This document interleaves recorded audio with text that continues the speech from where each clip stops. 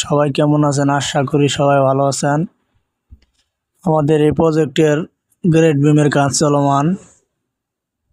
তো আমাদের কাজগুলো আপনাদের কাছে কেমন লাগে, ভালো লাগলে অবশ্যই কমেন্টে জানান।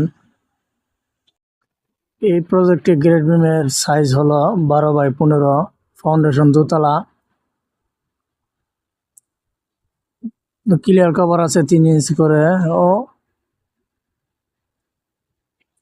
অবশ্যই আপনারা বাড়িঘর করার সময়, আমি বারবারই বলি, বাড়িঘর করানোর সময় অবশ্যই আপনারা ইঞ্জিনিয়ার দ্বারা ড্রয়িং করিয়ে একজন ভালো মিস্ত্রি দিয়ে কাজ করাবেন, তাহলে আপনার কাজটা সঠিক হবে, বাড়ির কোনো ক্ষতি হবে না।